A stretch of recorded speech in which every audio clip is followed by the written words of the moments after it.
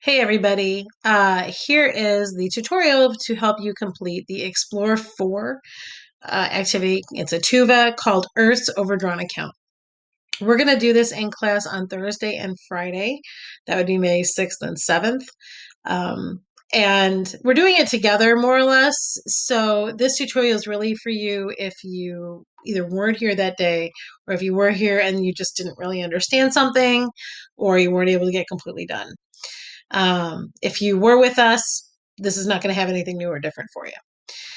When you open this one up, and we've done a tuba before, but we did it way back at the beginning of the year, so you may not completely remember how they work.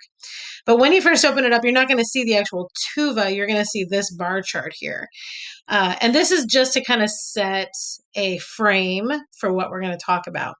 So if you did the self-guided Nearpod called Powering Up St. Louis. That one focused on how we produce electricity here in the city. Um, this is similar. Obviously, this is talking about how the United States as a whole generated electricity, and I believe this is back in 2016. Yeah, right there. So, if as you can see though, there's some very stark similarities there. We here in the city use a lot of coal, so coal is kind of a big one for us. But we do have some other sources. We buy wind from a wind farm up in Iowa.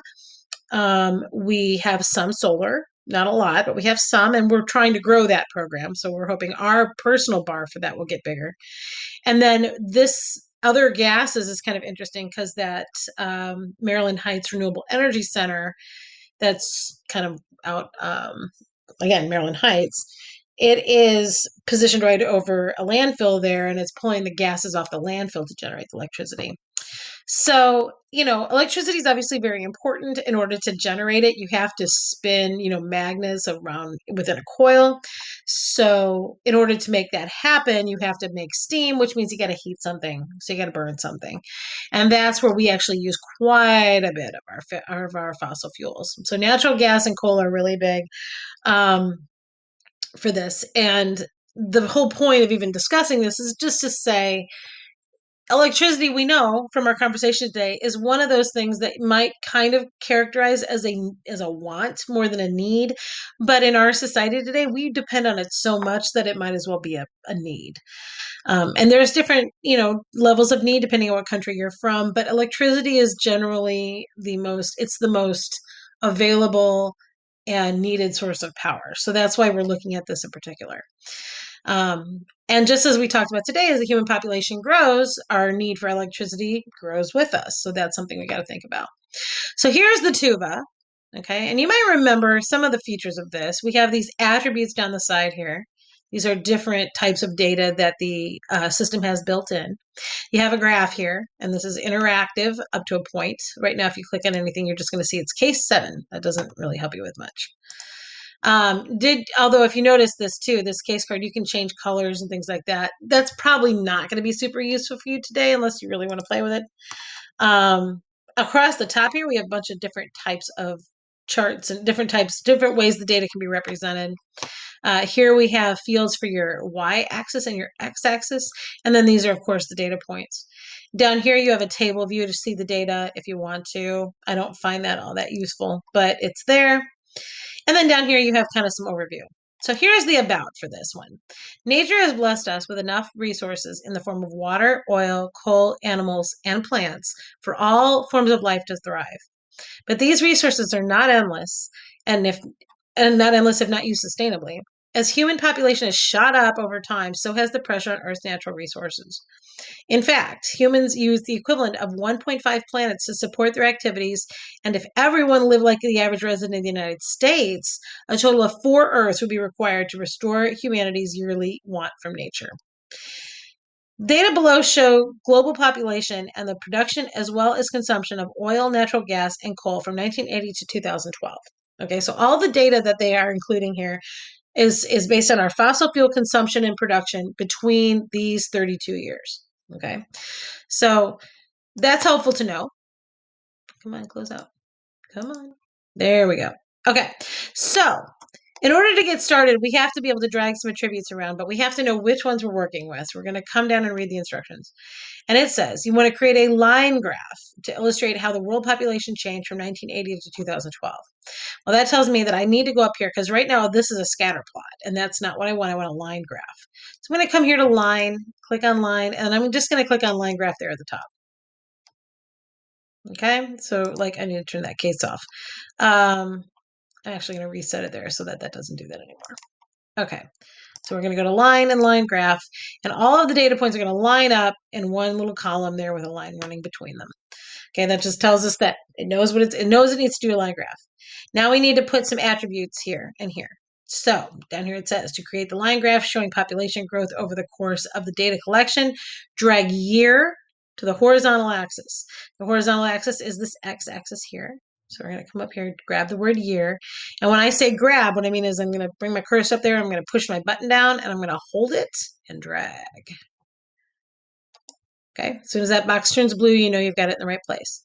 Okay, then I need the world population in millions on the vertical axis. We're going to go to world population in millions, click, and drag. Okay, so now all of our data points line up accordingly. And this shows, you know, what happened in the year 1980 versus what happened in the year 2012. Okay, notice that when I put my mouse on that, it pops up this little gray window that shows you what the data actually says. Okay, so now we've got that. That's great.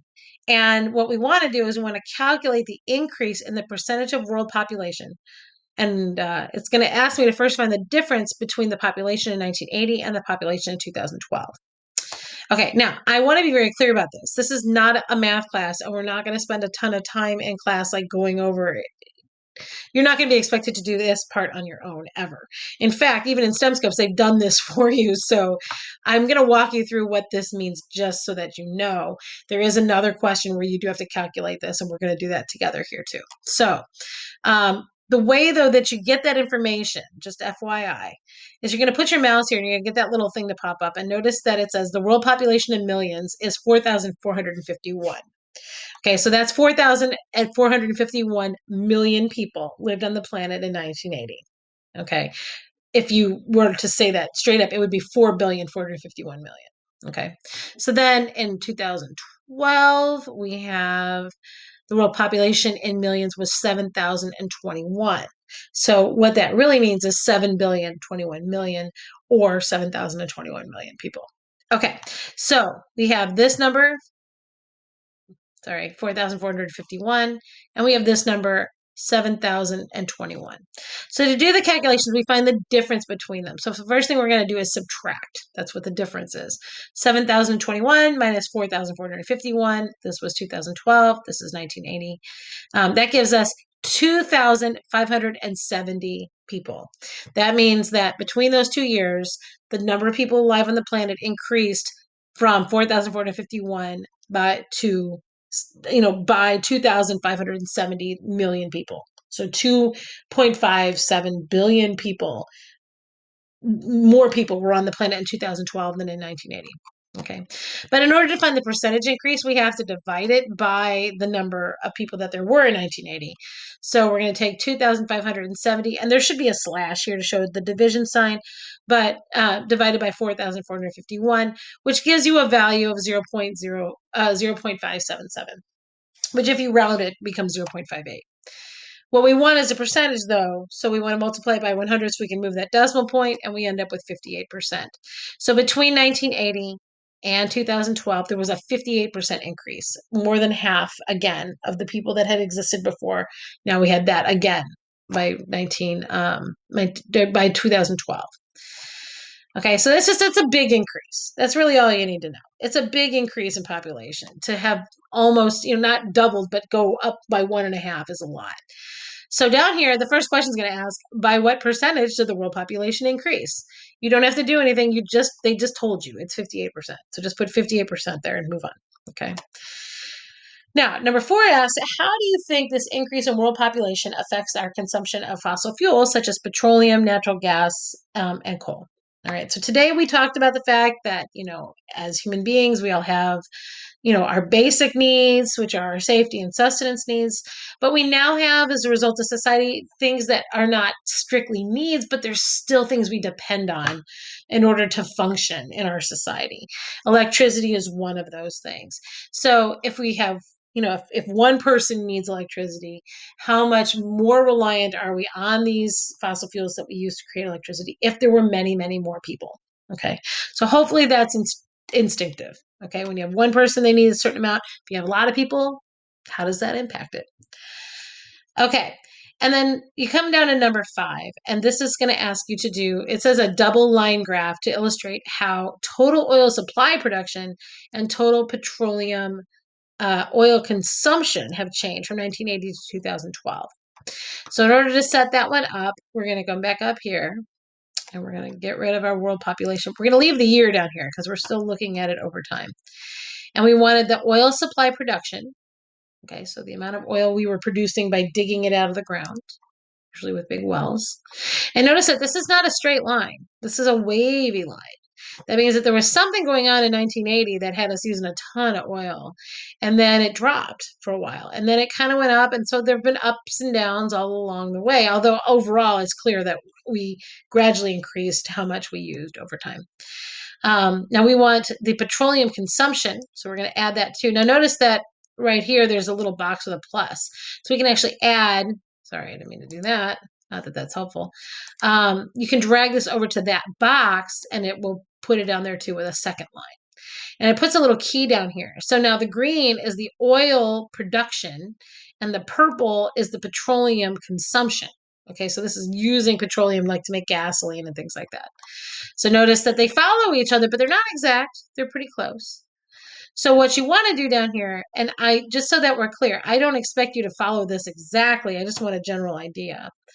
When you come down here to this graph, you can use the paint tool, and you can use these tools here to make, like, here's the green line. So it kind of like drops at first and then it kind of goes up and then over. And literally this is as much as I'm going to be looking for. It's just that your graph kind of generally follows whatever happened there. Okay, do it better than I did. I messed this up. Then you're going to come back up here and get the purple one out, and you're going to draw the purple line as well. Okay, that's all you need. You do not need to label it. You don't have to go crazy with it. I just want to see that you were able to produce the graph and you can kind of show me what the lines look like. All right, then it says for number 6, create a line graph to illustrate the change in coal consumption from 1980 to 2011. Okay, so we're going to come back up here. We're going to get rid of this, Leave time down here, though, because we still want to know how it changed over the years. And what we want, now notice it says coal production and coal consumption. This specifically is asking us for coal consumption. So we want to grab that's how much coal we used, not how much we actually dug out of the ground. Okay, so we have this graph that's making, now this is definitely not the same shape. We went up and then we went down and then we went up again. Same overall trend, but definitely different wobbles, right? And what we want is to find out what percentage did our consumption change. So this is just like question 3 up there at the top. So we're going to come here and we're going to say, okay, so we have our coal consumption in 1980 was 4,124,506 short tons. And then we're going to come back up here to 2011 and we're going to see that it's 8,123,601. Okay, so we're going to come back down here. We probably need to write these numbers out just so that we can see them. So we have 1980. And that was 4,124,506. Okay. And then 2012 was 8,123,601. Okay, so our first step is to find the difference between the two. So we're going to subtract them. So we're going to take 8,123,601 minus 4,124,506. Okay, so we're subtracting them. Now, if you want to make your life easier and use a calculator, please, by all means. This is not meant to be, you're welcome to do it in your head or on paper if you want to, but 601 minus 4,124,506 equals. 3,999,095. Okay, so we're going to put that on there. 3,999,095. Okay, and this is thousands of set tons or whatever it was it said. All right, but we're not done because the difference isn't the only thing we need. We then need to take that number and we divide it by the number from 1980. So we're going to divide it by 4,124,506 equals. Oh, it helps if I write the number right, doesn't it? Okay, so let's get our calculator back out. We'll clear it. We're going to say 3. Well, I could have left that, couldn't I? 095. And then we would, 3,999,095. And we're going to divide that by 4,124,506. Okay? And we're going to hit enter, and that gives us a decimal of 0.969, and so on. Is that about right? Oh yeah, it just goes on and on. Okay, so really what we are going to end up with is 0.97, because if we, no matter how far out we go around it, we're going to have to end up at 0.97. Okay, which is 97%. Okay, so if we multiplied 0.97 times 100, we get 97. All right, so I am actually going to be looking for the fact that, I want you to show me that you at least follow along. I don't expect you to be able to tell me how all of this math works if it's confusing for you. But I want you to show me that you subtracted the numbers and that you did this division. Even if you're just copying it off of this video, that is completely fine. Just show me that you know that you did that. But basically, this is the number. We did a 97% increase in our consumption of coal between 1980 and 2011. That's a lot. Okay. Number 8 says, do you think the change in coal consumption is based solely on the increased population during this time period? Why or why not? All right, now, when we looked at this graph, remember that our lines followed each other pretty closely, so there probably was a very direct relationship between the amount of oil that we produced and the amount of petroleum that we used. Those two things obviously go together, and it was very clear that one was related to the other because those lines followed each other very closely. But if we look at this graph here, and then I'm going to X this out, and I'm going to put our population back in. And notice how very different that line is. They're both increasing. So they probably are, obviously our coal consumption does go up when our population goes up. But it wasn't only the population that was affecting it, because the lines don't really match. They match sort of, but there's this big dip here. So somehow, even though the population was rising steadily, somehow, around 1990, all the way up until it looks like 2002, there was kind of a dip here. And then we started using it a lot. So that would be what I would say. Make sure that you explain not just what your answer is, yes or no, but also why you would say that. Okay, so that's something, whenever you have these two questions, it's important to remember that you have to answer both. Okay, so now number 10 says, this is the last thing, reset the data, drag year to the horizontal axis again, and put natural gas consumption on the vertical axis. Okay, and then it's going to ask you to select different types of charts. So instead of all of this, we're going to hit reset, which will just put us all back to 0. We're going to go get year again and put it down here. And then we want natural gas consumption. Okay, we're going to put that right there. So yeah, that's a nice kind of a smooth line, although there was a dip here. Wonder what that's about. So what they're asking us to do is kind of play up here and see if which of these we feel makes the best graph. All right, does a line graph make the best graph? It gets the job done. Does a pie chart work? Not really. That doesn't really tell us anything. Maybe a bar chart. You can do a stacked bar chart or just a regular bar chart. I think I'd just do a regular bar chart so you can see. Yeah, that's a pretty good one. Okay, so, and I'm not going to give you an answer to this. I think this is one that you can just decide on your own, which one you think gives you the best picture of what was going on and the amount of natural gas that we consumed over these years. Okay, and just remember, just like the dots, you can also click on this to see what the actual value was. Okay, so that is it. That is the last question. And once you're done with that, you can just turn it in. Um, Again, if any parts of this are confusing, please don't hesitate to send me an email. I always would rather help you than find out later that you just floundered with it or have you turn it in blank or something like that, because that's a waste of your time and mine. And we'd like to avoid that, especially this late in the year. Okay, so good luck with this. Let me know if I can help you out in any way. Have a great day.